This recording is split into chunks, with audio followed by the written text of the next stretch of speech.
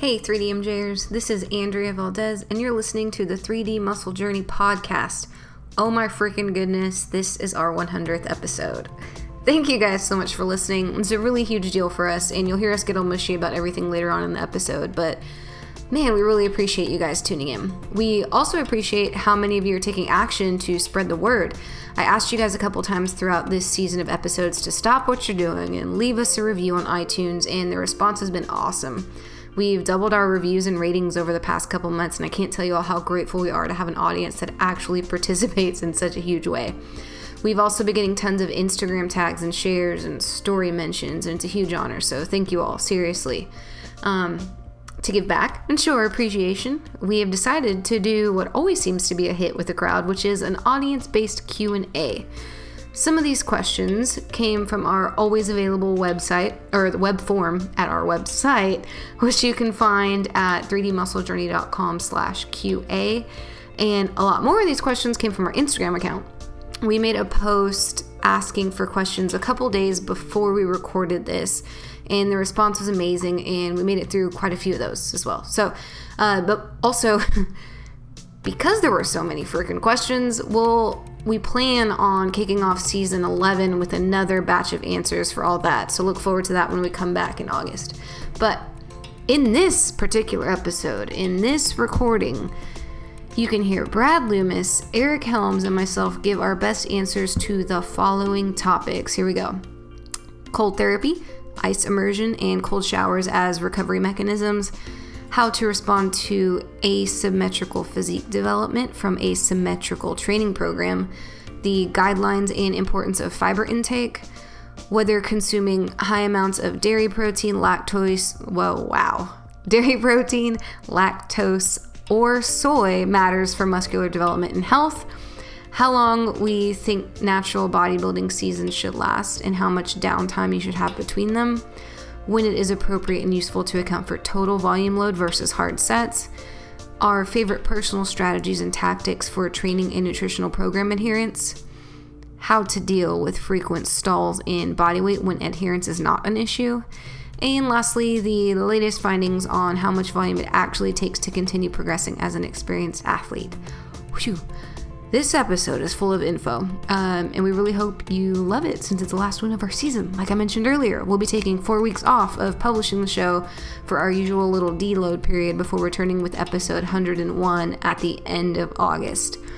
In the meantime, if you have any feedback or comments on this episode, or really any episode, go to 3dmusclejourney.com or our oh my goodness, having a good time today, guys.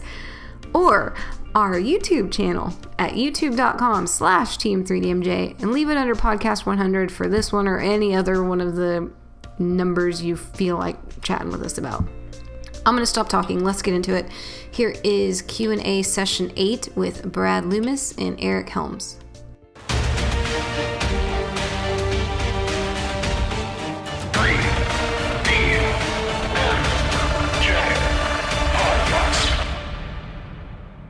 Okay, are we ready?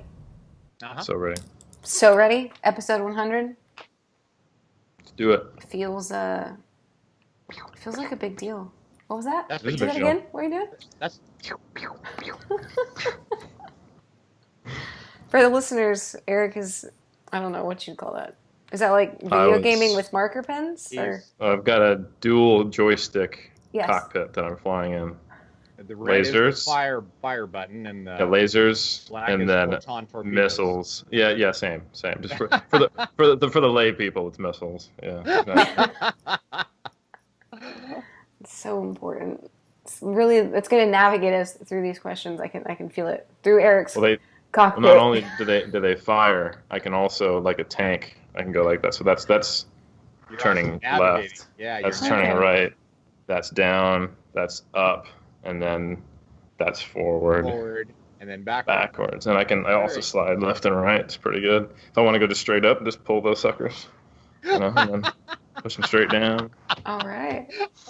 I'm sorry if you're listening to this and not watching it. It's a good time. Yeah. I'm real sorry. I'm pretty impressed with your emotions there too. Well, he was a military person. Yeah. No, I was in the Air Force, which means I definitely flew a plane. And you Doesn't definitely drove a everybody? tank. Yes, everyone in the Air Force is given an He's a F-16 pilot. in basic training. Yeah. You park at your house. It's tough. Okay, I'm gonna start with website questions, like the couple that I picked from case study Q&A forums. Our Patreon people, or is it just our? It is not. It's 3dmusclejourney.com/QA. Those people. Oh, cool. Those people. Well, Those thank you, people. those people. Yeah, they're really nice. Those people. The They're first the guy, best. his name is Yannick, and I didn't even write his last name because I wasn't gonna try it. It had dots over the O. I don't know how you say those. God bless you. You didn't want to butcher his name. Yeah, I could be saying Yannick wrong. Yannick. But I'm gonna ask this question, and I'm gonna start rolling through these. Let's do it. All right. Should we say like thank you for being with us for 100 episodes or something like that? I mean, I was gonna do that in the intro and outro, but you guys should say that. Sure, go ahead. I mean, say it. Thank you for being with us for 100 episodes. Yeah. No. 100 episodes. It's crazy. Especially in this day and age when attention span is very short-lived. Not to our listeners, or not for our listeners. What are we talking Thank about? you. Thank you, listeners. That was so stupid and funny. That's my style. Can I ask you questions? Or Brad, tell him thank you. Thank you for sticking with us for 100 episodes. It's going to be real fun if this is like the first one they listen to. Like Yeah, I have not, and then they'll be like, I'm not gonna keep sticking with it. This is a terrible episode. Y'all It's been haven't 20 said minutes. shit, and it's been 20 minutes. Nothing has happened on this podcast. I've listened to people talk before. That's the thing I've seen. So. But have they listened to joysticks turning into cockpits? And knowing which is lasers and which is photon torpedoes. Exactly. All right. So first question. So Yannick, thanks for asking this. Okay. I've seen studies where cold therapy decreased the adaptive effect to training. Is this a real concern if you tend to take cold showers after training? It lasts up to 5 minutes, or shouldn't worry at all? Heard different opinions. What do you think? I don't know the literature on this. So I'm assuming that we would just be like, hey, science guy, who writes science on the board? Do you want to answer this? Hey, I've got a job. That's science. I can do it. My job is science. And we have recent literature on this. We do. So this is actually something we covered in MASS. So if you are interested in like, what the heck's MASS? That's monthly applications in strength sport. Check it out at 3dmusclejourney.com/MASS. That's where myself, Dr. Mike Zerdos, and Greg Knuckles review research on a monthly basis that is relevant to the strength athlete and bodybuilder, and infomercial here.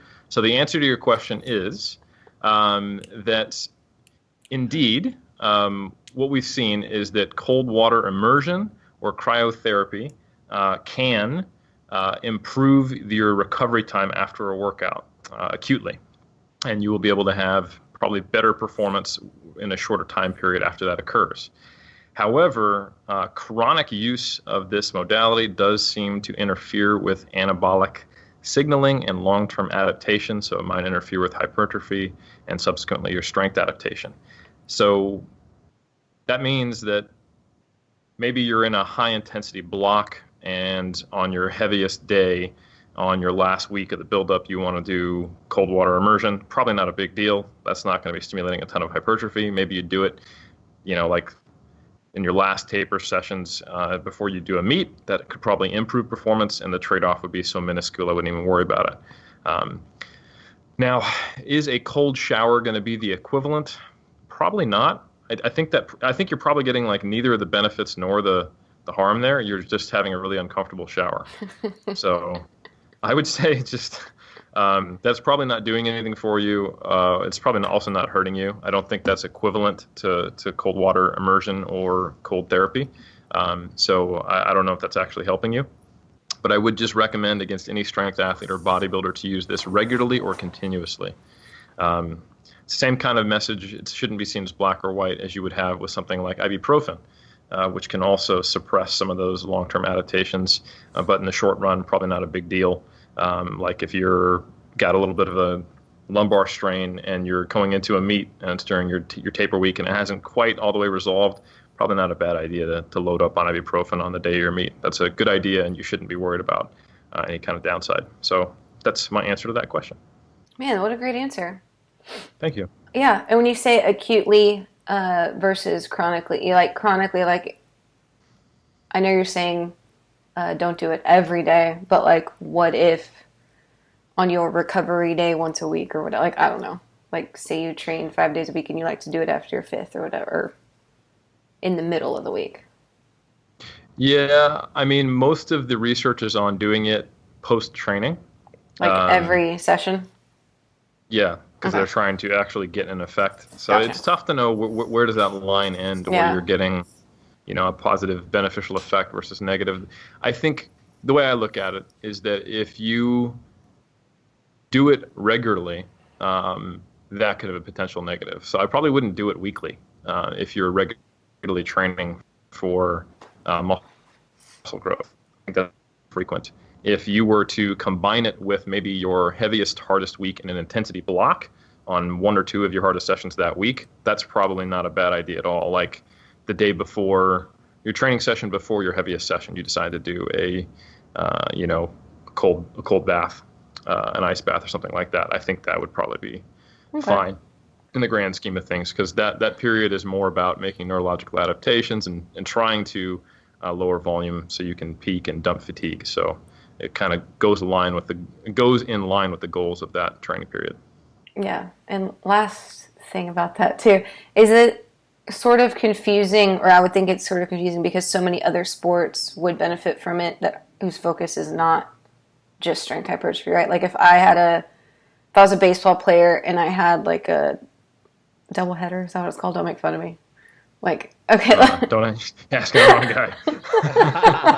But like, you know what I mean? If I was in a tournament in a 4-day weekend, like that would be really, if I was maybe an Olympic lifter who was injured and had 2-a-days or whatever. Yeah. Okay. That said, there are other modalities that don't come with that downside, which are easier and less annoying to implement. Brad was just talking about that.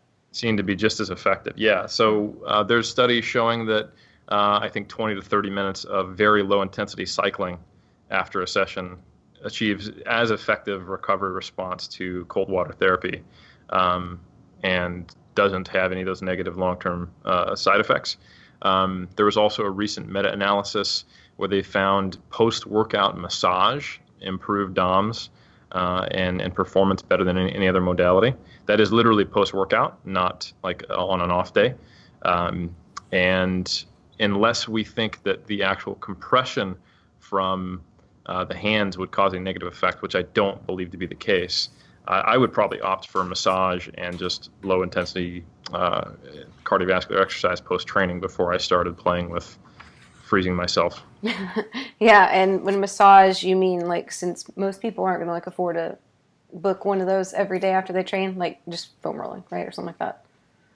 Yeah, absolutely. Self-massage could. That said, some of the effect from massage is invariably human touch and contact and being in a relaxed environment. I think it's probably a little different than, trying to like sort of hurt yourself and then not want to and then keep rolling. Like it's just not the same experience. I'm sure it does some of the actual physiological things, but some of the psychological relaxation benefits might not be there. Okay, Brad, anything to add? And I beat that. Yeah, I was just going to add a couple little just anecdotal notes that recently I started religiously, because I'm not getting in a cold shower, cold bath after my training session. I don't care how effective it is. I mean, it could be just effective as taking steroids. I ain't doing it because that sucks. So you're not going to adhere to something religiously that you hate, right? So I did religiously start rolling directly after some of my sessions. And ironically, it just so happened that I took like about 4 days off after my last meet. And usually after 4 days off, you're pretty darn sore. You experience a good amount of DOMS.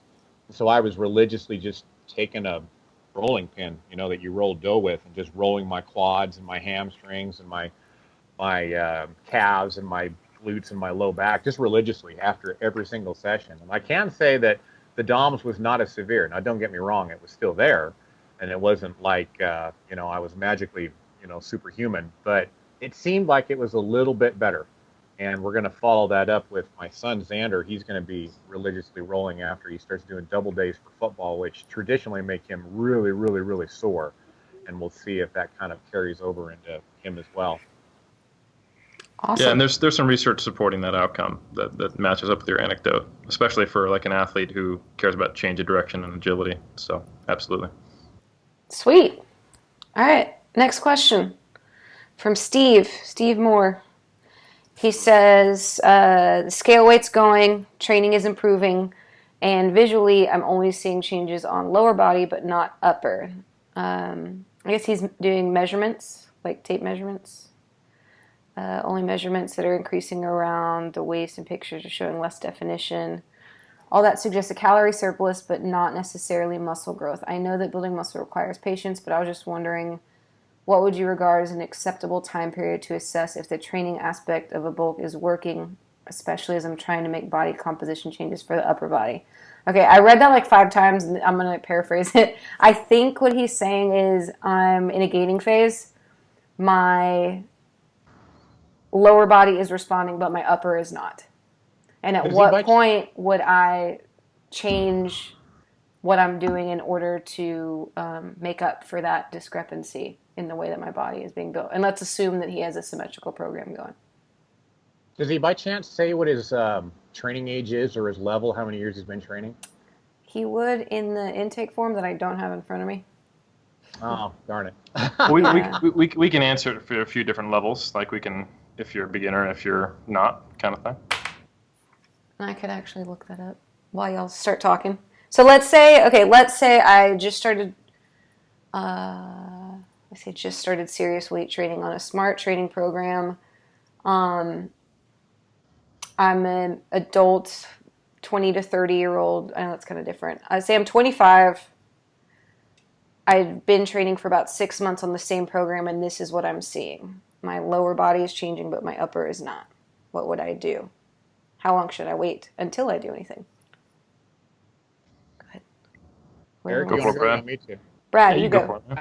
I think what I would do is probably just shift a little bit of volume around. I think I would just kind of shift a little bit of volume from the lower body to the upper body, depending on what the person is doing. Like if they're finding that they're enjoying compound movements but find accessory and isolation movements kind of the bane of their existence, or vice versa for that matter.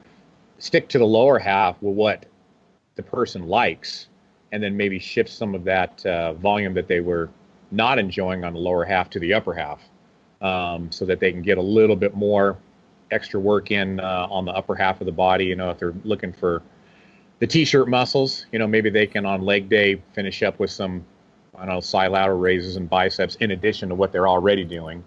And yeah, just kind of allocate, you know, some of that volume a little bit differently so that they continue to see, maybe not, I mean, they continue to progress in the lower half, but maybe the upper half with that additional volume, that maybe they can see some changes that are a little bit more visible there.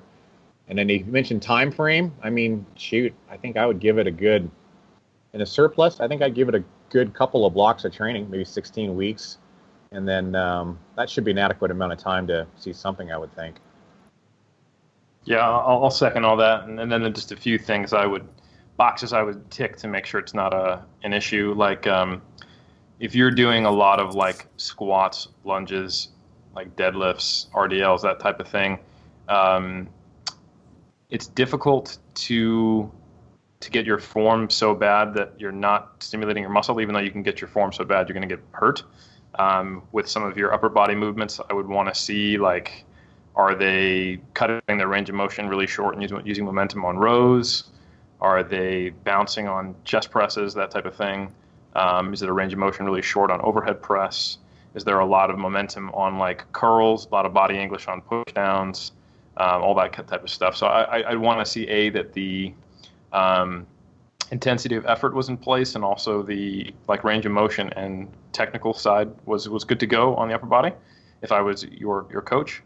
And if that was all in place, we had a symmetrical program in terms of volume, and you were intermediate, then yeah, I would agree with Brad 100%. Then I would probably shift the volume more towards the upper body, because it's definitely a thing that some people need more for their upper than their lower, or vice versa, to see it grow. It's also a thing that your body fat distribution might be uneven, and it's just masking what you're seeing. Like maybe you put on more body fat in places that kind of hide any gains you might have in the upper body while your legs stay relatively lean, so it's just easier to assess it. So that could be happening.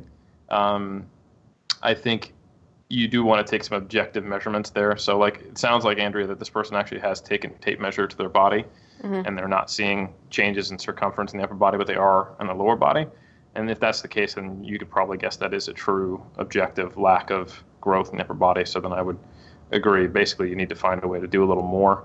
Another easy thing to do is strip down the volume on the lower body a little bit until you're still seeing some progress. Maybe, like Brad said, eliminate some isolation work and then toss some upper body work on at the end of your lower body workouts, since you should have a little more mental energy to do so in actual time when you cut out the leg extension, leg curl stuff. I think those are really good answers for the imaginary person that I made up, which I think covers a lot of our listener base, according to Instagram, what it tells me demographic-wise, and YouTube. But I'm going to throw this at y'all. He's 45 years old, been lifting weights for 18 months. How would your answer change? Wow.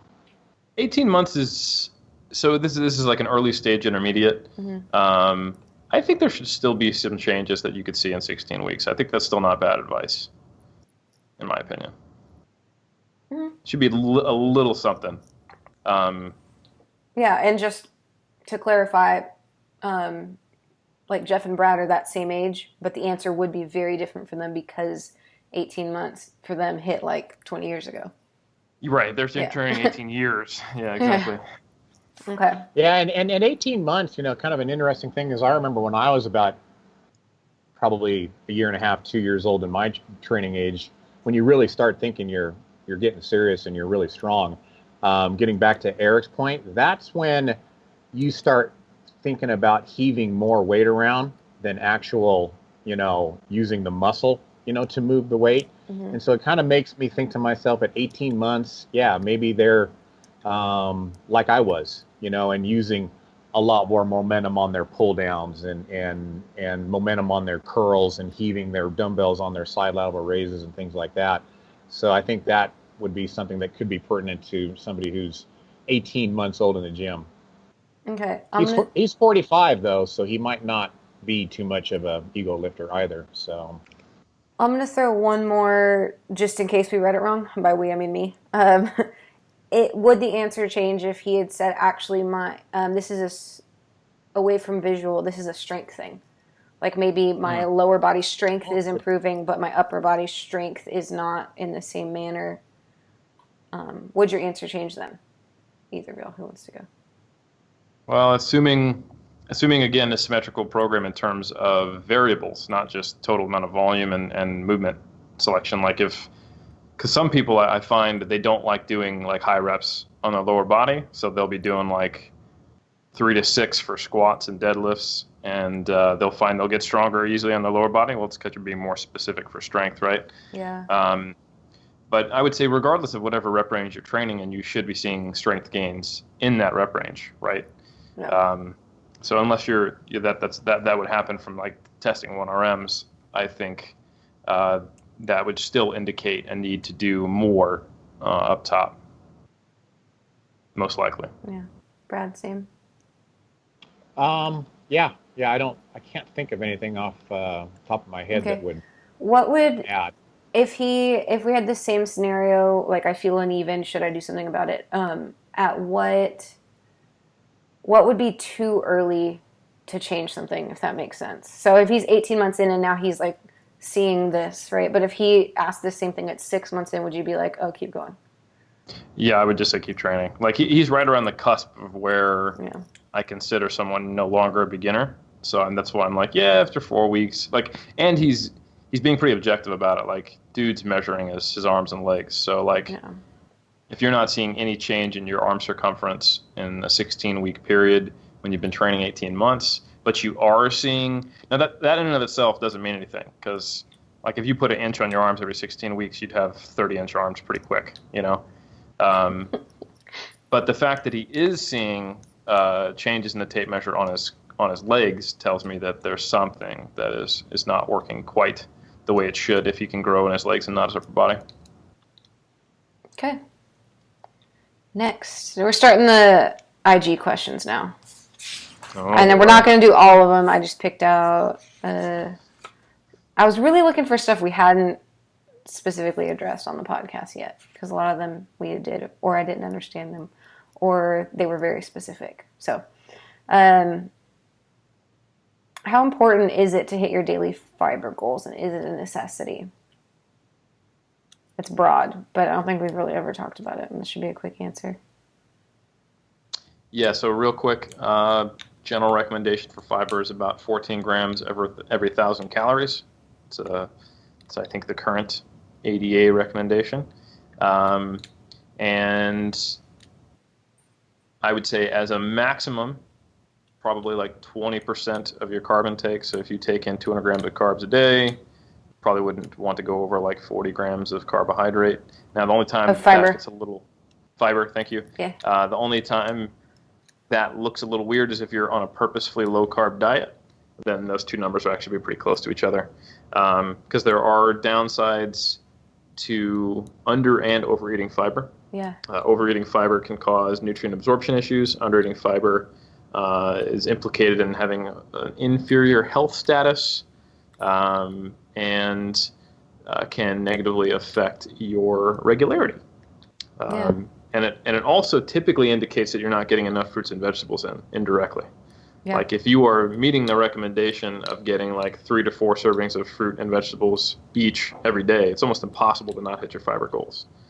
So I would say if this person is underneath their fiber goals regularly, they're probably not eating enough fruit, probably not eating enough vegetables, and they're probably not eating enough fiber. So I would say that you're probably going to not be having a great micronutrient profile, not supporting your health, and potentially not supporting your gains because of that. Yeah. I think it's coming from someone who purposefully has lowered her fiber the past couple of years. I think it depends on, I think how you feel really matters, and people forget that. Yeah. So for performance reasons, I used to eat a shit ton of fruits and vegetables, and I have really decreased that to not feel so bloated or heavy. And my actual carbohydrate intake has gone up a lot, but I choose foods that are much lower fiber now. I would bet you still get your minimum fiber intake in, though. No, I do, yeah. But it used to be really high when I was bodybuilding because I'm a small girl, and it was, in satiety, and it was, probably at least 6 servings of fruits and veggies a day when prepping, because that's almost where all my carbs come from. So like you said, the number of the fiber to carb ratio was very different then.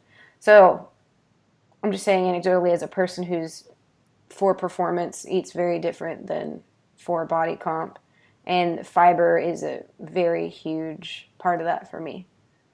Yep. You're not alone there. That's why I put that 20% of carb intake out there, because I find if you're, especially on a higher carb diet, if you're going over that, you get pretty backed up and cause issues and bloated and gas. And people forget. And then like there's the whole timing thing too. Like regardless of whatever sport I'm in, like I don't do fruits and veg before I train really ever. Like even when I did do a bunch of it, it was all after I trained, just because of the way it makes me feel. Sure. Wearing a belt and stuff. So. Speaking of, I was gonna grab my fruit, but it's on my desk. So. Too far? We can wait for you if you want. Well, you ask the next question, and Brad can start answering it, or he can chime in here, then I'll run and grab it. How far is your desk? Is it like important 10 question. Feet. Okay, well, all right, got it. Go for it. We got this. We got this. Get out of here. All right, Brad, let's start talking shit about Eric. Just kidding. Just kidding. Man, that guy likes to talk. I know. Going and you just can't shut him up. Yeah, he's such a pain in the ass. I can't wait till he listens to this. Okay. I think the only thing that I could add about fiber intake would be, like, I don't know very much about fiber in relation to our gains, but what I do know is that I need to make sure that I keep my insoluble fiber about a third to a half of my total fiber intake. Otherwise, I'm not getting, too much information. But I want to have a balance every single day. You know I what's want a bag crazy? every day. Yeah, and what's crazy, I guess this is like another aside, is that you drink so much coffee, it blows my mind that you would need any fiber to go to the bathroom every day. Yeah, good point. Good point. But it also might be because I make sure that I get my regular dose of insoluble fiber though too. Yeah, So yeah, yeah. I just want to make sure that I'm keeping my But that's digestion another going. thing that I stay away from pre-workout is coffee. Actually, at all now, I rarely drink coffee, but I used to be able to do that, like to be able to train with coffee in me, and I just can't anymore because I don't. It's too much liquid, anyways, too. Mm. But we didn't even ask a question. All right, tell me about your fibers. What do you got there? I have a Quest bar. Mm-hmm. I have a kiwi fruit. Mm-hmm. Shout out Jeff Nippard. Because he invented the kiwi fruit, just so you know. He's Well, and ironically, he he's certainly in New promoted the kiwi. And ironically, I'm in New Zealand. Jeff Nippard is. Yeah, you're in New Zealand, and you could be considered a Kiwi. I am certainly a permanent resident, so yeah. I'm allowed to vote. Wow. Okay. Next question. Brad was just giving us some talks about bowel movements and his fiber intake. That was all until I finished it. Yeah. Okay. So next question. Oh, I forgot to say that fiber one was from Drian McAlintal on the IGs. I don't know if I said that right. Next one. Dusan Lonk. I don't know if I said that right. DUSANLONC. Okay. Potential downsides of consuming certain types of protein sources. For example, like if 80% of your daily protein came from dairy. So I know you're eating right now, Eric, but I feel like because you don't eat the animals that you would be, and you're the science guy. Mm. So I do get most of my protein from dairy, actually, because I have a limited consumption of meat in my diet. I'm a flexitarian, if you will. It's my favorite term. Just making words up. He thinks I don't know. He can do you're flex. That's a real term. You look it up. It'll tell you what it is. Is your picture next to it? It should be flexing.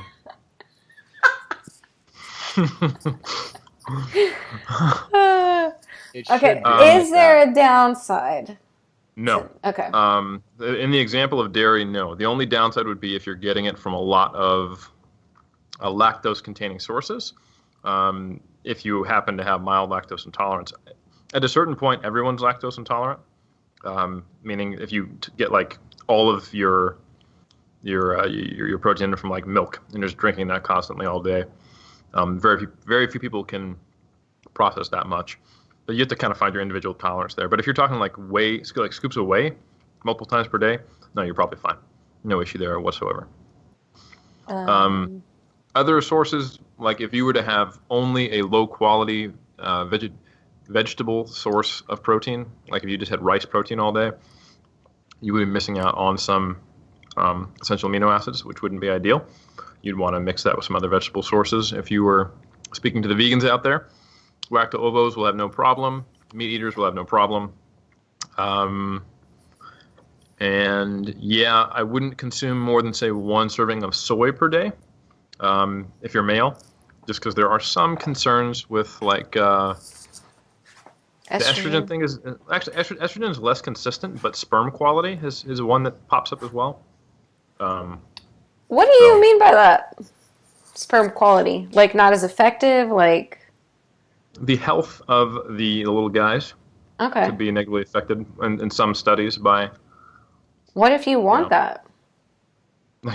I don't use a condom. I just eat soy. That's exactly what I was asking. What if you're like, what if I'm just gonna edamame all this so that I don't have children? No? I don't know how I got pregnant, bro. I was eating sushi like every day and getting an umami as an appetizer. No. That's not how it works. Yeah, sex ed by 3DMJ. Everyone is pregnant. Great. Okay.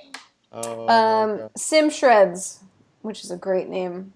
Thoughts on natural bodybuilders trying to compete every year, every 2 years? How long do you think the off season should be? How long do you think a season should be? I see some people compete for several shows throughout the whole year. Brad, do you want to start with the multi-parts to that question. So, like, how long, ideally, do you think people should wait between seasons as natural athletes? Well, I can say that, um, speaking from experience, I competed 5 years in a row, I want to say. 2006, 7, 8, Oh my gosh. 9, and yeah, I did, yeah, 5, 05, 06, 07, 08, and 09, 5 years in a row. And I regret that. I really, really regret that. I really Why? do.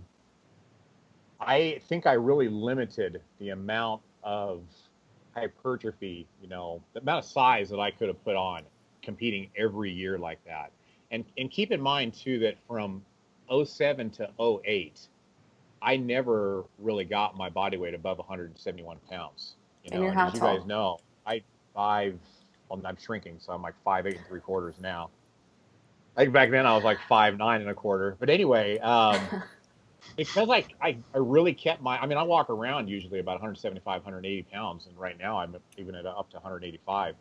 But I think purposely suppressing my weight like that and purposely staying lean for like basically what was a full year, I really limited the amount of growth that I could have gotten, if I had taken a full year off, shoot, maybe even 18 months and just trained. So I really regret that. Now, I can't argue. I got my pro card in 2008, even after having competed, for 4 consecutive years. But you can just kind of see from where I competed when I won my first overall in 05 compared to 08, while my conditioning got better and better and better and better, I just looked like I was shrinking every single year. It seemed like I was just getting a little bit smaller, a little bit small. Most of my back seemed to narrow up a little bit. My delts arguably got a little bit smaller. And then, of course, back then, in order to keep your pro status, once you earned your pro card, you had to compete within 12 months. And if you didn't, you lost your pro card. Which is a little strange. Oh yeah, I mean it's just It's 2 years now, right? Isn't it changed for most organizations? Yeah, Eric's nodding yes while he eats his kiwi, listeners. Okay. But yeah, that being said, I really regretted it. Now, I think for advanced bodybuilders, it's almost necessary that you at least take 1 year off, because I don't think an advanced bodybuilder is going to see any changes having competed every single year. There's obviously exceptions. We have a very gifted athlete who has competed in like 150 shows, and competes every single year. And, the guy's big. Shout out CT. Yeah. So we all know who that is. But I think he's a very, very minor exception, I think in order to see actual changes in your physique, I think you need to take that time off, and you need to train and enjoy the journey. Perfect. Kind of wash his mouth out, and then he's going to talk. Yeah, I largely agree. I think it's a combination of not only the time it takes to get muscle mass grown when you're drug-free, but also the time it takes to get shredded and the time it takes to then recover from that with the modern conditioning standard, where, back when, like in my first show in 07, where, Brad was on his 3rd consecutive season, you come in with striated glutes and you've got maybe a 50-50 shot at winning a pro card at almost any show back then. These days, it's not uncommon at big natural bodybuilding shows to see the top 3 in a division all have striated glutes. So you pretty much, you've got to be literally God's gift to bodybuilding to come in without shredded glutes and to get a pro card these days. So I think what that means for most people is a 5 to 7 month prep in bodybuilding Minimum. On average. Yeah, potentially longer. And even when you're talking about men's physique or bikini, as those divisions evolve, we're looking at kind of just 1 or 2 months less than that.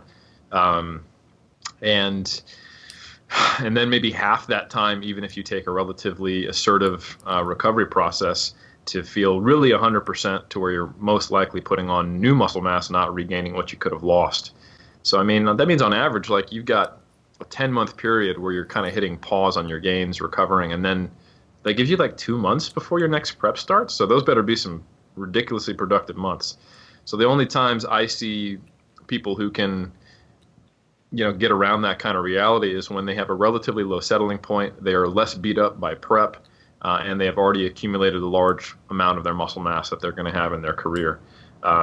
That's the time when you can compete back-to-back years. Like, if you're a world champion and you can reliably get shredded in 4 to 5 months and you're feeling solid at the 7th month mark, and you're just going to try to do what you can in the next 5 months before you then defend the crown again, for sure. I mean, I think, as an example, Brian Whitaker competed almost every year for a while, winning the lightweight title, and maybe only taking 1 or 2 years off in total for maybe a decade before he won IFPA and WNBF world titles.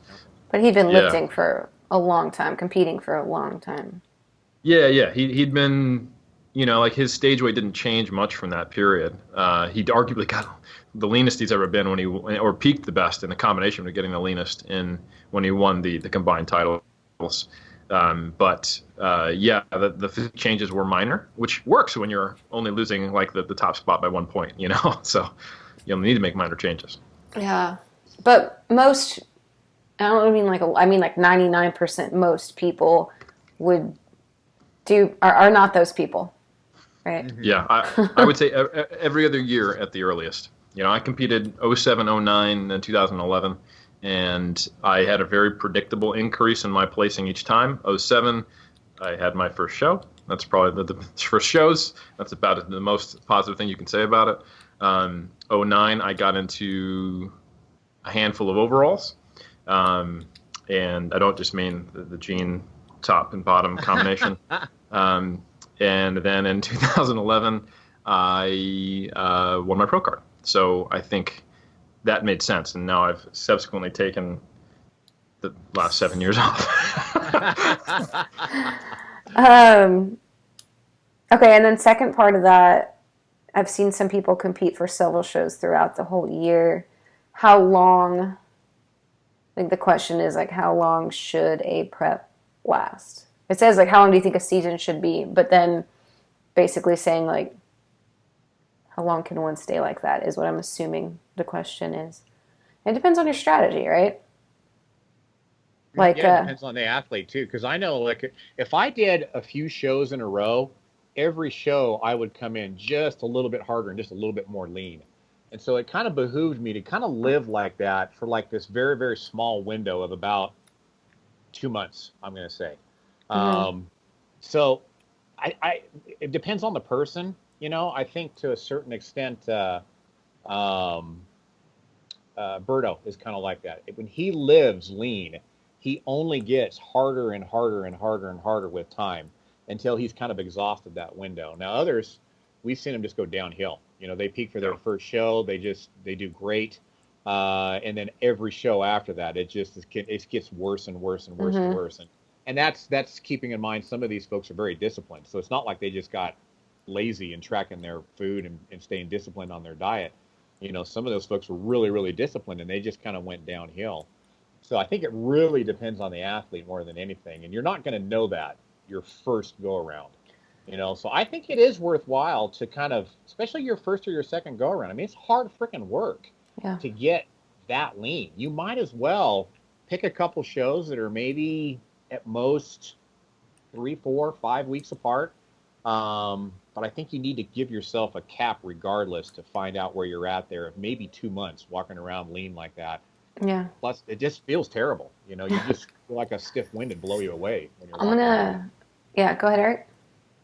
Yeah, I was just going to say there's an interesting pattern that I typically observe, and it is very individual, which I'll talk about in a second. Typically, you feel worse and worse and worse and worse and worse, and you get shredded. And then if you're doing it right, you're starting to add food back in and drop cardio off to maintain that, and you start to feel better. And then after a while, you start to feel worse again, because then it's your body's there's just only so much I can do with this while I'm this shredded. It's food. I'm still shredded, But I think a huge part of it is the psychological toll it takes. How much did you have to get beat up to get shredded in the first place?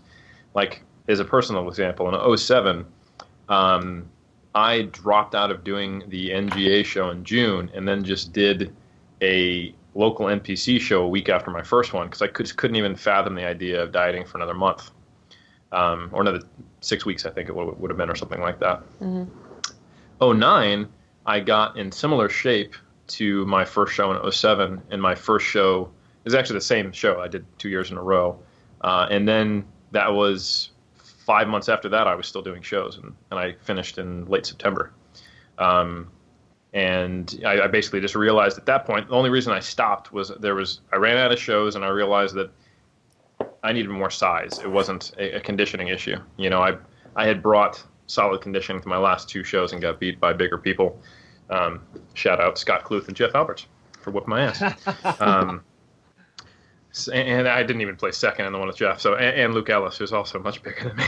Yeah, he's a big dude. So yeah, shout out many people who are bigger than Eric Helms.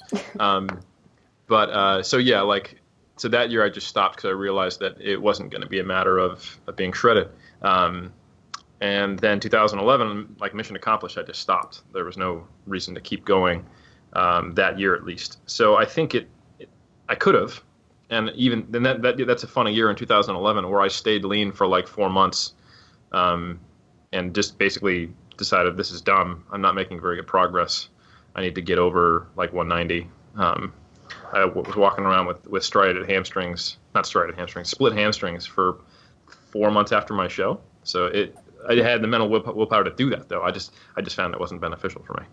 So I think very much it depends on how much did you have to get crushed to get into shape initially is going to dictate how long you can sustain that. And it's probably going to be a reason to stop before it's a physiological one. Unless you look shittier, yeah. Yeah, absolutely. I've been in that. I've been there. Yeah. Where it's like I'm losing weight, but now I just look punier and punier rather than like leaner and leaner. Yep. Dieting off your delts.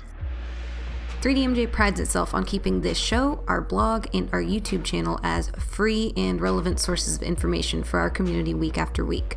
We also release additional free video courses as often as possible at 3dmjvault.com. If you'd like to help support our mission and our work, please consider becoming a monthly patron of our endeavors.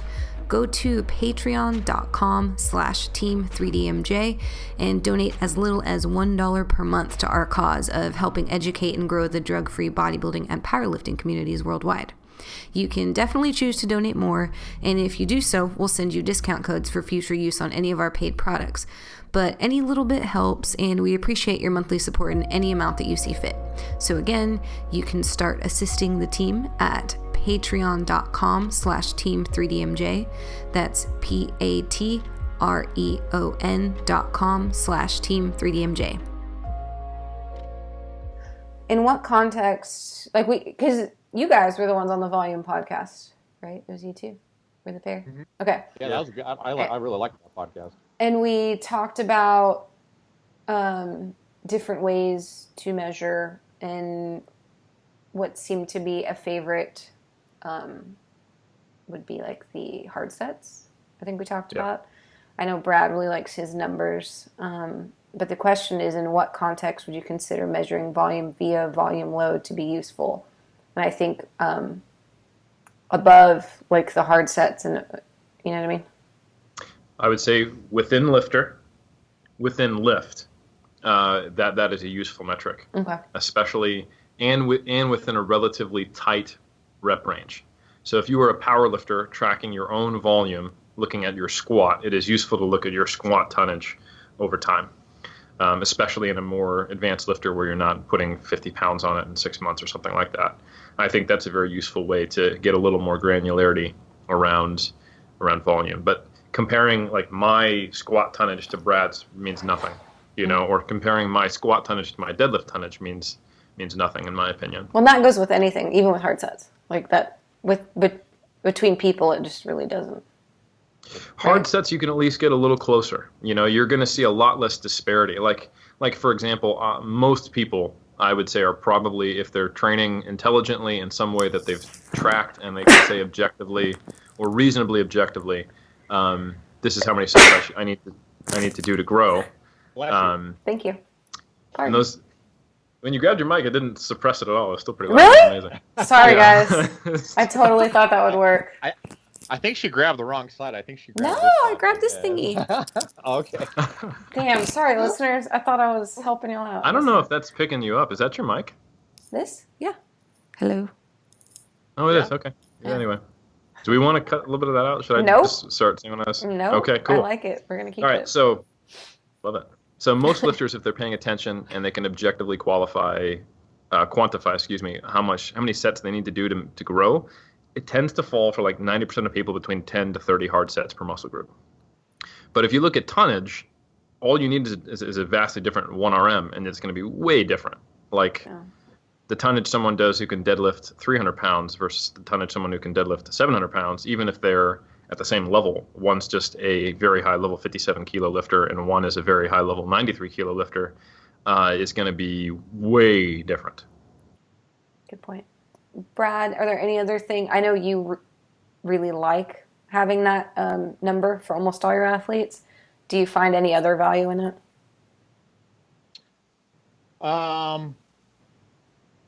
If I'm understanding your question correctly, I do find value in it when a person is dieting. Sometimes I'll record tonnages over time just to see if they're kind of holding on a little bit, or at least just not being reduced by tens of thousands, as they're losing weight. So I do like just kind of keeping an audit of it, and that's why some of my spreadsheets, while I don't really control it, I won't say, okay, we need to get 22,000 this week as opposed to 20,000, I just kind of like to watch it and just kind of see what trends are going. And if a person drops 10 pounds and their tonnages are down a little bit, I'm okay with that. I'm not going to do anything about it, However, if I'm seeing, like this dramatic change in volume, like they're, for lack of a better term, to use Andrea's terminology, being a little bitch, sometimes I'll say, well, you know what, once your RPE is met, let's just get another set in. I don't care how many repetitions. Just make your RPE, stop. Normally you would stop, but now let's just get another set in. And I don't really care how many. And a lot of times that alone will just kind of bring those tonnages back up, getting that extra set of whatever to where it's closer to where they were before they started being a little bitch. Before you started being a bitch. But what I'm hearing too, or what I've heard you in other podcasts talk about, though, is like how you kind of use it as a psychological tool with your person, where they're like, oh my God, I'm losing weight and I'm getting smaller, blah, blah, and you can show them, but your tonnages are staying. Like not as a trick by any means, but like just I don't know if I'm saying that right. Reminder that you're still getting the work done. Yeah. Peace of mind thing for sure. Yeah. Okay. Yeah, because the muscles do shrink, pretty noticeably when you're in competition prep. You lose all those little ribbons of fat that are in that muscle, and so the muscle just kind of gets smaller and smaller and smaller as all those ribbons of fat go away. How do you lose only subcutaneous, Brad? Is there a certain method, trick, maybe a detox tea? I think type there's of pants I can wear? wraps. It's a wrap. Wraps? Yeah, it's Wraps like a for that? corset. Okay. So a corset and a specific tea, maybe Epsom salt bath. Saran wrap. Saran wrap around the muscle. Yeah. Around your face. Yeah. If you believe in that stuff. Yeah. That wasn't very nice. Oh my gosh! I wonder how many people. You know what's a good time though? Is that was one of seconds. That was one of the questions. Just so you'll know. Oh no! I'm sorry. I mean, I didn't keep it. No, I mean it was of the 70, and then I narrowed it down to this list. It was on there, and I was like, delete. Darn it! No, But no. we In all seriousness, appreciate people. Yeah, we appreciate it. Wraps are a bit of a scam. I would be very suspect anytime someone promotes that. Okay. Eric, we're still going to lose in here too, but how long do we have you for before you have You to have go? me for another 36 minutes. Will you give us like a 5-minute warning?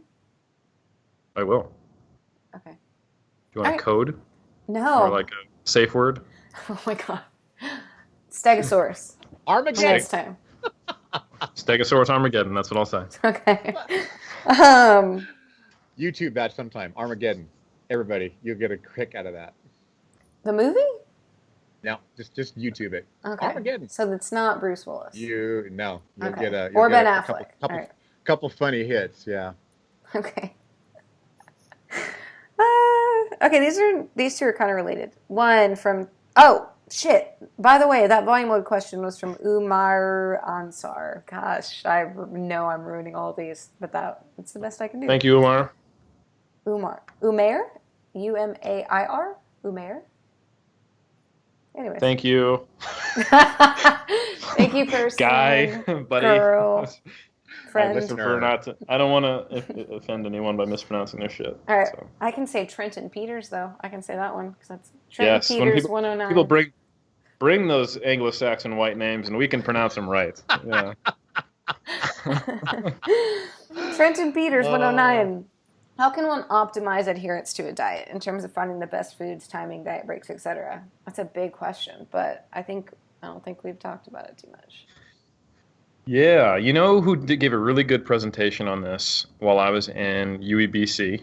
Shout out Thanos, the Dark Lord himself, Mike Israetel. He talked about what he calls the hedonic staircase.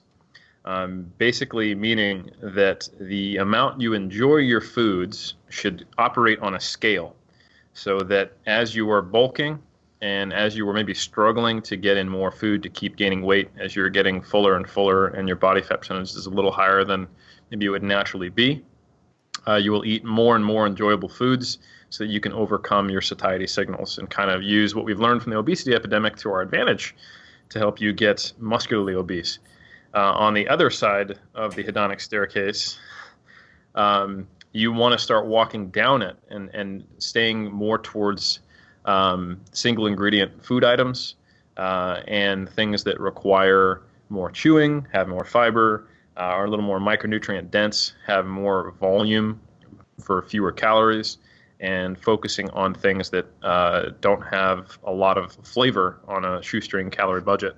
As you kind of get deeper and deeper into prep. Not just right at the start. Like, you don't want to just start off a diet and go like, right, it's broccoli, sweet potatoes, and brown rice, and chicken and tilapia only, because then you're going to hate your diet, and that'll affect adherence negatively. So there's a balance. But steadily, as your calories come down and you get hungrier, working towards not purposely eating foods that you really enjoy more and more, which might sound counterintuitive to the if it fits your macros kind of crew. Who often do the exact opposite. Their food gets more and more flavorful, and more prep time is spent, and more tasty diet concoctions are bought as they get hungrier and hungrier. You should probably do the opposite of that, and I find that makes things a lot better. Because honestly, a sweet potato and eggs and meat with a dry rub are still pretty good. It's not like you're going to be hating your diet. It's just you shouldn't be actively seeking things that you eat and they actually make you hungrier when you finish them. Yeah. That's really cool. Shout out to Mike Israetel's hedonic staircase. That's a good. I even made a little picture. Show me. You really want to see it? Yeah, I want to see it. I don't even know if all my other notes, if you'll be able to see it. That's a beautiful staircase. See, and that's almost exactly what Mike presented in his talk. So, oh wow. Yeah, great minds. Way to go, Brad. Yeah, or at least almost great minds. Like, I can't give Mike Israetel that much credit. He's like, he's aight. He's aight. The semi-related one to that is from Jizz Please. JUZZPLS. Jizz Please. Stop saying jizz, please. I did not say I said you. J-U. That is not a professional request out of to here. make of me. Okay. Y'all are so far away, though, so I don't think. Okay. So you wouldn't have any negative issues from that? So. I mean, you could, but I wouldn't see it, so. All right. What has each Team 3DMJ member found to be their most effective tool for adhering and training to their diet? So, same-ish thing, but, you personally. Let's talk about... We can roundtable that one. We can. Training and diet. I'm going to speak for all of us and say that we don't need assistance with adhering to our training. There comes a point where it's it's what we do, like Jeff says, brushing our teeth. That said, I do think there are practical things that have helped us adhere. If you guys go back and read Berto's article on blood flow restriction training, how he's found a way to get in more single joint work with bothering his body less at different times. I have also found when I'm very time pressed, during my PhD, I personally found that more frequent, shorter workouts allowed me to get in the same amount of volume with less physical and mental stress than fewer, longer workouts. So that's, I still got it in. It's just what's the cost, But I would agree with you, kind of in principle. You get it done because you a committed athlete, but maybe getting it in with the least stress coming with it is a good question. Okay. That was a good way to put it. I have a better answer now. Let's hear it. Okay. So because I am an extremist when it comes to this, I literally created a career where I train as much as I need / want. I will get very, I don't know if depressed is the word. It is the word. Eric thinks I avoid that word like the plague. He tells me I'm depressed all the time, and I'm like, no. And then like 3 months later, I'm like, oh my God. Yeah, if I can't, because it is such a big part of my life and has been since I was a child, my athletic training, whatever that is, when I am, if I'm ever for too long of a time, it's not a priority, like a huge priority, I get depressed, I guess. So it was at some point somewhere in the last decade, it was like my job needs to reflect that. And so that was like a multi-year thing to where I'm usually in a place where that happens. However, for example, sometimes like today, I like to do 2 sessions a day, but today I didn't. So I took a little away from each to combine to feel like I still did my duty today. But if I had to do that every day, I'd start to not be happy. So, yeah. Know thyself. Yeah, I guess that.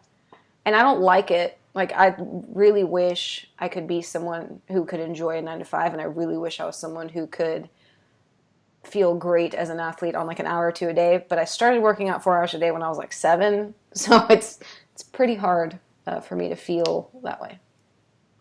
So yeah, that's it. Know thyself, and I just take care of it in a real big way. Brad, what does adherence mean to you?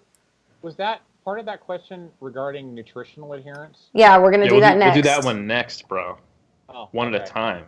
One thing at a time. All right. However, you could do both, and then we'll go the other way with nutrition. I was just trying to think if I have anything to add to training adherence, and I really don't think I do, to be honest with you. What makes training easier in your life, though? I think you've talked about a lot. Like you, I think you do some funky stuff. Like you train at home and checklists on your deck and with your kid and. Yeah. I mean, I don't know. I don't know if that's a strategy. I just really enjoy training. And so, yeah, it's nothing for me. Like right now, I've been binge watching this particular episode on Amazon Prime, and I'm spending like 4 hours back there watching TV and training.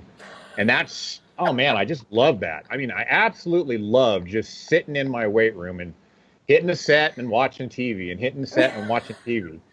We're so the opposite. Yeah, I mean, I really enjoy that. Can I talk about you? Can I talk about you for a second, bro? That is so the opposite. You're going to talk about me right here in front of my face, huh? Well, better than behind your back, brother. So when we get together for mashups... Oh, gosh, damn it. Oh, sorry. Guarantee that Brad will be close to the last one finishing, but will have done the least amount of volume in the amount of time that we do it. Yeah. Everyone's hungry, waiting by the door, and we're like, who are we waiting on? And it's always Brad, and he's still on squats. Brad has done 2 exercises. Yeah. So when he says 4 hours training while he's watching TV, that is by no means an exaggeration. And but you set up your life so you can do that. You've got a home gym. You've got, a checklist of stuff to get done. You get it all done, and you also enjoy training in that style, and it's all good. Yeah. Which again, most people will go to the gym for a couple hours and then just sit on the couch for 2 or 3 hours watching their TV separately. So we're not saying that's right or wrong, but I think what you are getting at, Eric, is good. Like know thyself. Like it would drive me bonkers. There's no way I could watch anything during my training. Yeah, Jeff's the same way. Jeff's got to be out there in the garage. He's got to be out there in the garage doing his thing and banging it out and getting it done. Yeah. So, yeah, he's the same way. That's so crazy. Yeah.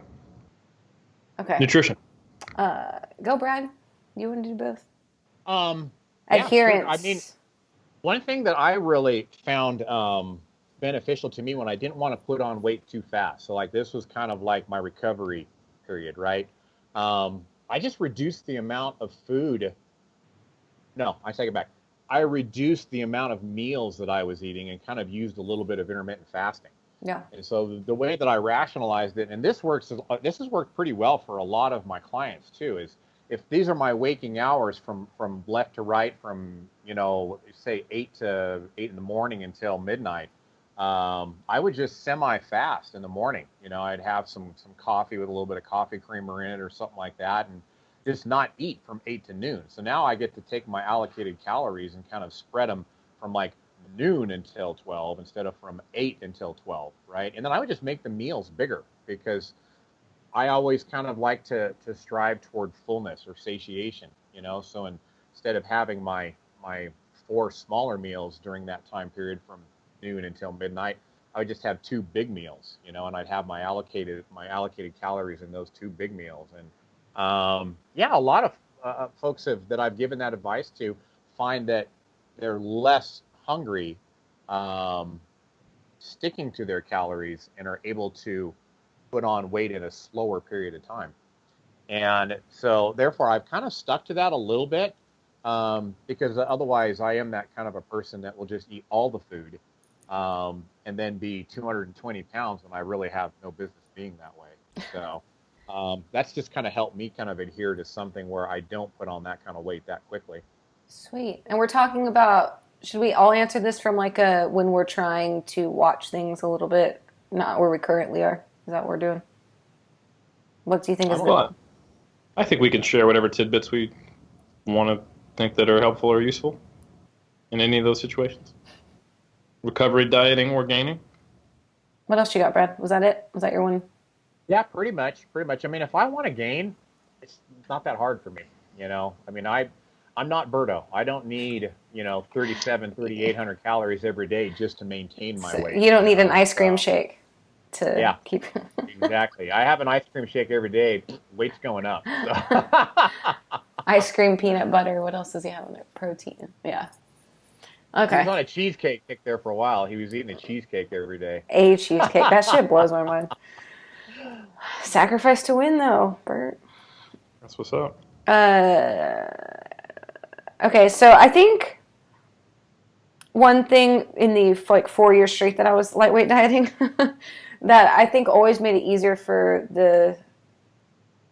me in general, because I started this when life was crazy in grad school. So I was teaching, training twice a day, working in the lab with subjects, like life was nuts. And it started then, but I kept it for years straight, is just when I lay down at night, get in my Fitness Pal or whatever app you use, or Fit Genie or whatever you use, and I would lay out everything for the next day. Like I knew everything I was eating sun up to sundown the next day. And just that, and so like I leave with all my containers. I know this sounds like really simple, but the thing is, when I can almost guarantee most people I know that are like, oh, flexible diet, I can count my macros. They do it as the day goes. And I could not imagine doing that. And the few times I tried to do it when dieting, it would just like throw me for a loop, having to make decisions multiple times a day about, okay, how hungry am I? How much of the day is left? And where it's like I get up and it's like you can, when you're in bed and hopefully you're not like in mid prep, like starving yet, right? But like if after dinner I'm laying down, I'm not hungry at the moment, and I'm making decisions that are logical and I guess don't rely on my feeling, right? I don't know how I feel 7 o'clock tomorrow, but I know in my brain that what is a most responsible thing I could plan for 7 o'clock tomorrow, and then that kind of went with it. So that was something that it's not like genius or whatever, but I think I never ever took flexible dieting as like a willy-nilly by the feels of like whatever, never while I was dieting. It was always planned ahead of time.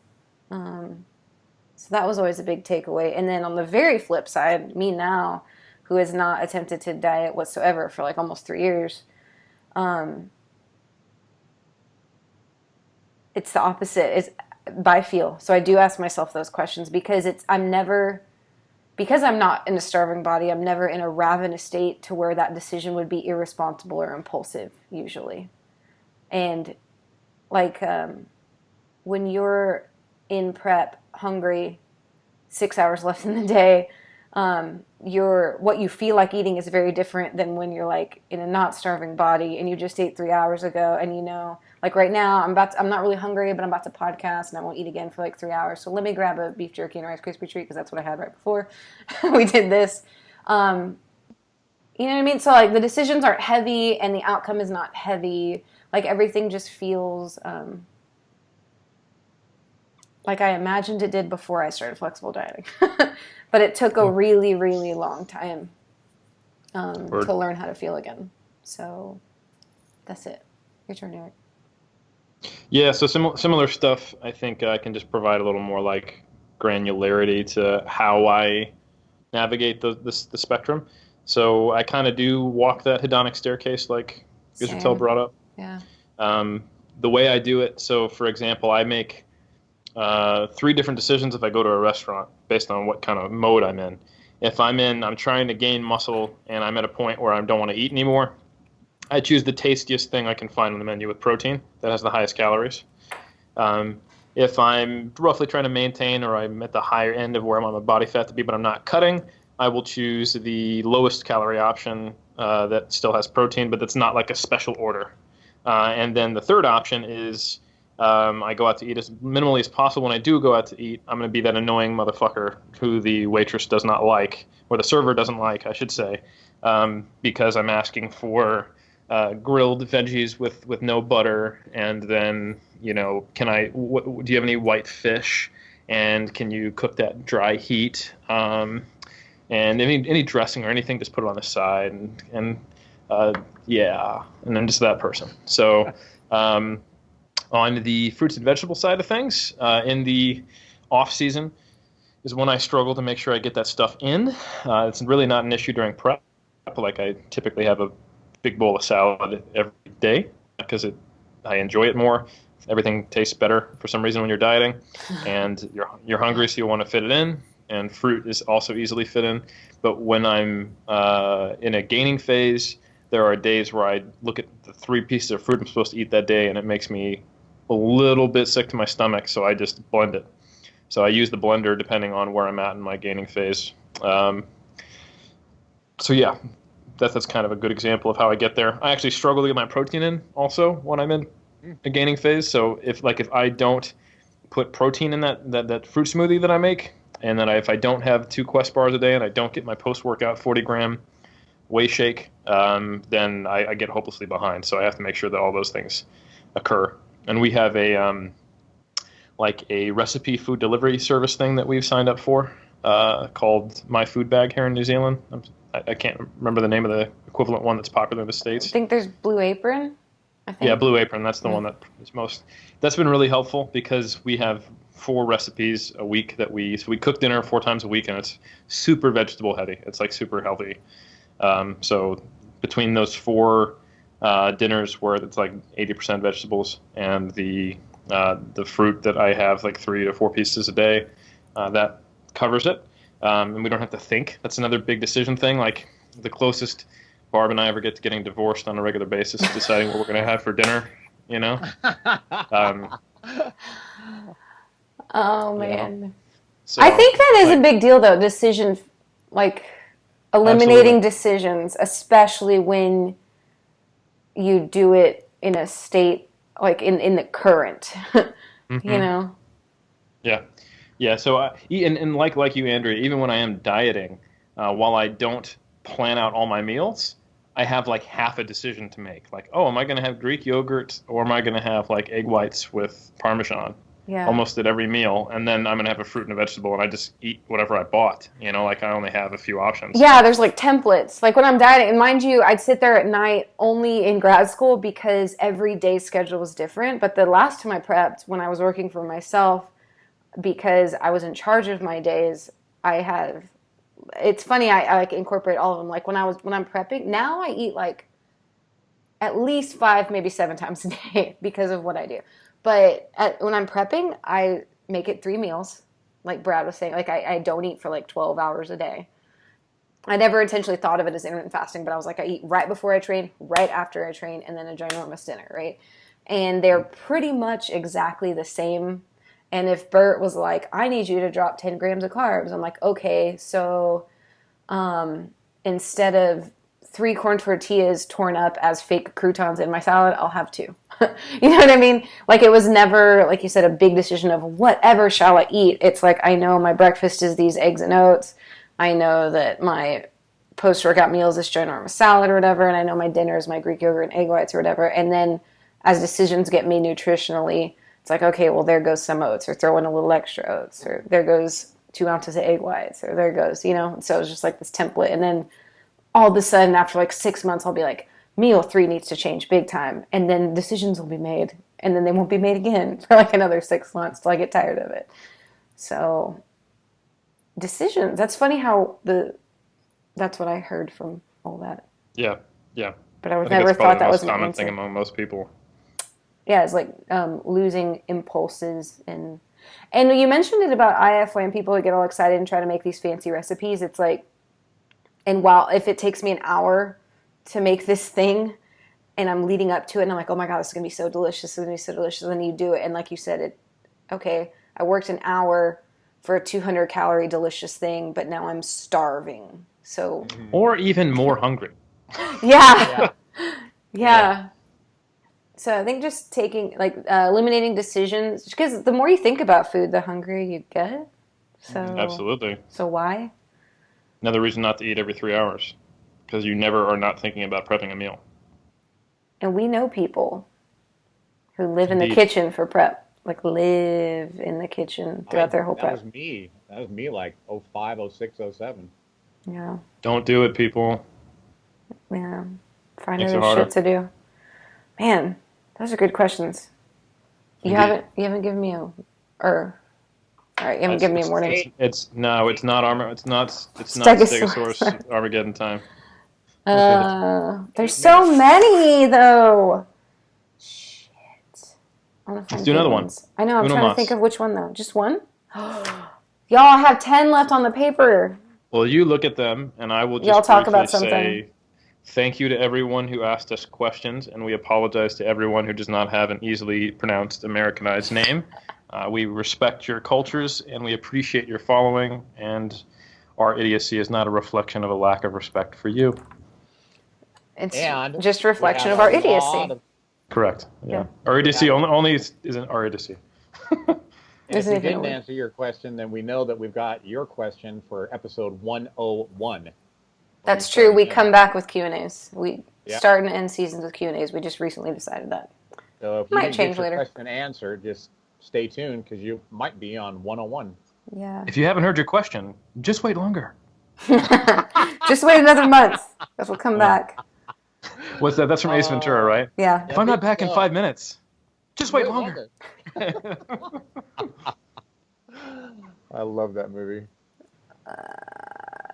Okay, we'll do this one. Just because it's the longest, and I think it kind of goes in alignment with what we're talking about. Brianna's New Journey. I read it right. Awesome. Dang it, what if she's Brianna, though? God. Brianna or Brianna, thank you. Okay. Or Brie, Anna, thank you. Because you can't put an apostrophe in what if it's there. I know. Or Brianna. Or what if it's Brian? I know. Yeah, it could be Brian A. You know. There's 2 N's. Oh, it could be Brian Knock. Oh my God. Oh my God. Okay.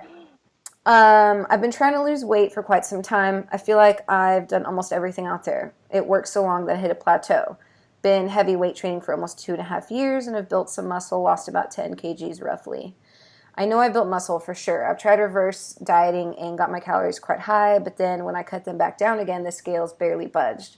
I've tried calorie cycling, whatever she tries, I lose weight for roughly a week, and then I just go up and then back down. I seem to get stuck. I'm paraphrasing all this, but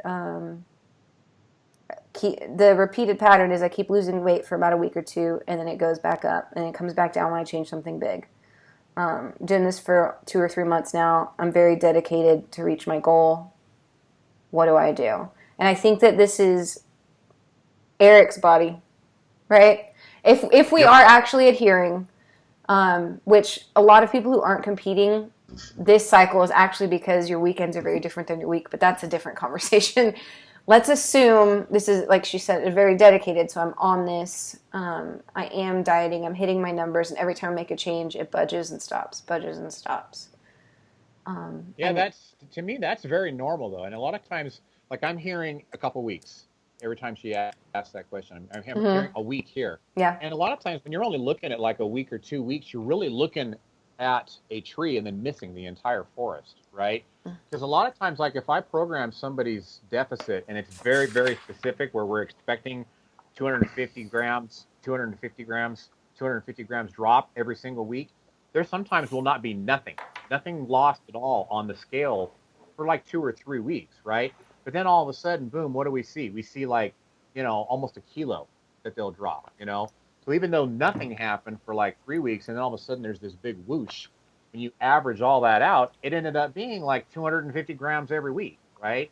And so a lot of times when I hear things like, I've waited for 2 weeks, I've waited for a week, I raised my calories for 2 weeks, it's like, you really didn't give your body time to respond measurably on the scale because, we can't possibly synthesize tissue, whether it's fat or muscle, or eliminate it, whether it's muscle or fat, in a couple of days period and have it measurable on the scale. These are like gram changes that are happening over a 24-hour period. That's not measurable on the scale, especially if you're, holding on to, say, a bunch of ounces of water because you had a change on the weekend and you have, more sodium, and now that's going to completely mask any of your mass changes. So my bigger piece of advice is if you are adhering and you're pretty sure that your program is at a certain deficit, just be patient with it because it's all going to end up happening eventually. And if I'm not mistaken, Eric's got some evidence, ideas, research on why these kind of plateaus and stall outs and then whooshes happen as your body is actually burning body fat. Okay.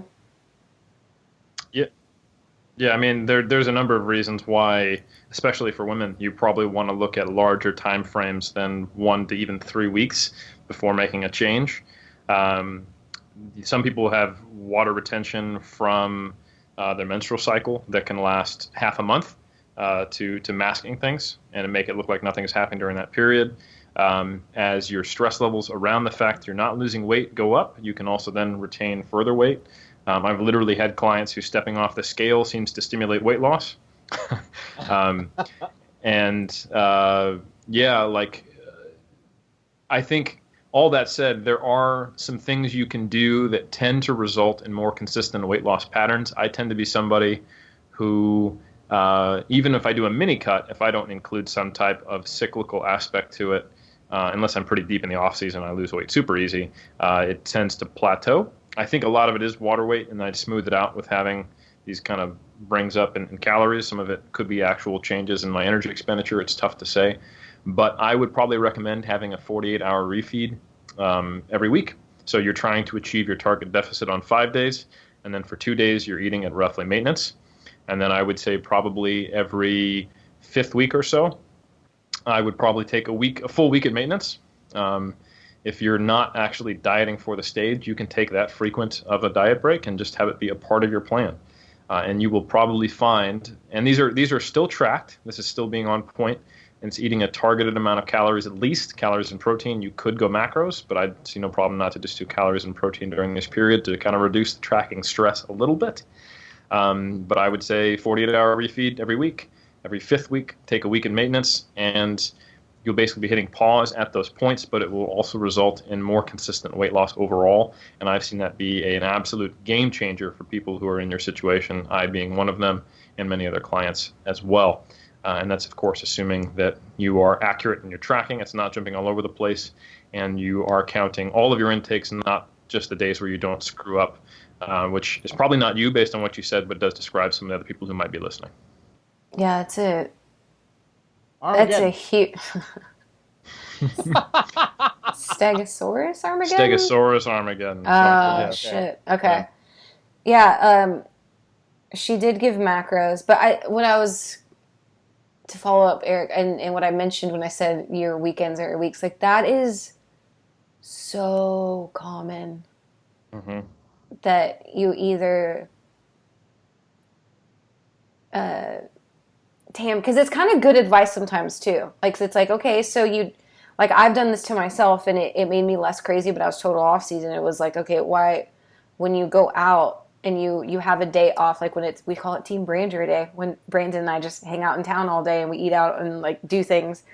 I just, why would I track? Because it's all different things and I'm not dieting for a show and nothing ever happens and it's no big. But there are some people who are very strict with their diet through the week and weekends #don't count. But unfortunately, because you don't do that, you will literally never see, it's not even so bad that you won't see the changes. It's that now you can't even identify why it's happening. And I actually see that as more of a problem when you do track, because in someone who is eating just intuitively, quote unquote, and just kind of trying to eat, quote unquote, healthy and smartly when they're trying to lose weight, and then just a little more aggressive when they're trying to gain, having those quote unquote free weekends results in less food intake during the week. But if you have specific target macros during the week and then you eat extra on the weekends, the compensatory mechanisms that would normally be happening are not occurring, and you're just in a surplus every weekend. Right. I remember back in the day when I would try to gain weight, when I would stick to my macros and just gain a certain amount of weight and then eat out, I would always just put on body fat. It seemed like extremely predictable. Like I'm hitting 100 fat, 500 carbs, 250 protein, and you know what? We're in a gaining phase. All right, I'm going to go to Chipotle on the weekend. Next week, I gained a pound, it stays. Yeah. Boom. Because what Eric's saying is if you are just kind of eating by feel and you eat a shit ton one day, naturally you're going to wake up not as hungry. And so then you eat a little less. But yeah, so if you have these targets for the next day after it, when it's like naturally you would have eaten less. If you were just listening, Word. Stegosaurus Armageddon. Yeah, so my workout partner's going to be here in 10 minutes. Okay, 1, 2. So if there's a quick 3, one, 4, we can do 5, 6, 7. We can do a quick one. What do you think of Krieger's most recent findings on the upper limits of volume? How will you use these findings going forward, if at all? Which we just talked about. I know you would like it. Yeah. Ooh, yeah. The unfortunate findings that the volume thresholds before you start to come down the other side of the slope and actually gain slower or stop, at least for well-trained individuals, is probably pretty frickin' high, unfortunately. Man, I can't actually share that little tidbit. Okay, what is he talking about, first off? This is oscillate training. Great. So oscillate training, thank you for the question. He is talking about James Krieger. Check out Weightology, fantastic site. Amazing researcher, amazing guy, very, very smart, nutrition and training side of things, and also very good mathematically, and he's involved in a lot of the research. So before things even get published, he can include them into his own little ad hoc meta-analyses. So he is able to, with his collaborations with Brad Schoenfeld, kind of stay on the edge of what we know from science. He presented this data at UEBC. It's also available to subscribers of Weightology, which I'd recommend. The thing he's found with the most recent data is that upwards in the range of like 25 to even 45 sets per muscle group, people are still making progress who are trained lifters compared to, say, doing 15 to 20 sets or somewhere around like 8 to 12 sets. So if you kind of have this stepwise progression of rates of hypertrophy, they have a pretty high ceiling before you start to get a negative effect. For all of the less trained individuals listening to this, or people who are making just fine progress right now, there's also a couple studies on German volume training showing that in relatively low training status individuals, 30 sets per muscle group resulted in no growth, while 15 sets per muscle group resulted in growth. So it probably scales with training age. So the more muscle mass you've accrued relative to your potential, you may indeed need to do more to keep growing as an advanced lifter. This typically is a problem, though, because it comes with age. So once you've been lifting for 10 years, you unfortunately are 10 years older, which means your joints are going to be that much more unhappy with you trying to do 30 sets per muscle group. And in fact, you're probably going to have more of a career, not less. You won't be living out of your parents' basement yelling at your mom because she got you the wrong protein powder. But you might actually have to go out and buy it yourself and maybe even take your kids to school So you have less time in the day, more unhappy joints, you've accumulated more injuries, and you have to do more to gain less. So how do you manage that? I think that's the big question that we need to get from Krieger's meta-analytic data and what is soon to come out. And I think the answer is probably periodization and specialization cycles. So you might do a 3-week meso where you're trying to get in 20 to 30 sets for 1 or 2 muscle groups, and everything else is around 10. And then you do that cyclically through different muscle groups. I also think that if you can grow on less, you should, because this is mostly relevant for well-trained lifters, because the difference between growing optimally and growing at all in a well-trained lifter is not even detectably different. If you're progressing at all, you're doing great if you've been in the gym, more than 7 to 10 years or something like that. So don't just think, man, I'm making progress now, but this literature says I need to do 30 sets, not 15. I better just double my volume. That's a bad idea. So that's like the big take home. For bodybuilders especially, I would advise not getting all this volume on compound lifts. So if you're the guy who's super in love with the big 3 overhead press, bent rows, and chin-ups, and you just try to get all of your volume in through those movements, you probably have a couple mesocycles before you have tendonitis or a back injury, and that's not going to be worth it. Might be a time to start throwing in things like face pulls and lateral raises and BFR leg extensions, leg curls, calf raises and tricep pushdowns, cable flies, and all the stuff that you typically make fun of people for doing. You maybe need to do a little bit of them just to keep your joints happy and still achieve the volume targets. Man, that was really great. I think we can stop it now. Yeah, I think so too. I got nothing. I'd even be afraid to, because I don't want to say something that has not been published yet. So we'll just leave it there. Perfect. And for all I know, I already thanked them, but I didn't. So thank you guys for listening. It means a shit ton to me because this is my baby, this podcast. So holy crap. I've been talking for 200 hours. That's crazy. Or more. So I'm going to stop it now. Okay. That's like 3 days of your normal life. Okay. It's actually physically impossible. It was a joke. Okay. That's only 72 hours. Okay. See you guys. Hey everybody, it's Eric Helms. Thanks for tuning into our podcast. As you know, at 3DMJ we promote evidence-based approaches to the lifting community. If that's something you want to dive deeper into, I'd encourage you to check out my research review, Monthly Applications in Strength Sport, or for short, MASS. This is a review that myself, Dr. Mike Zerdos, and Greg Knuckles put out every month. We cover the latest research publications that are applicable to strength and physique athletes, or anyone who's looking to get stronger or improve their body comp. Our content is in both written and video format. For more information on how to subscribe, check out 3dmusclejourney.com/mass. That's 3dmusclejourney.com/MASS for further details. Thanks for tuning in.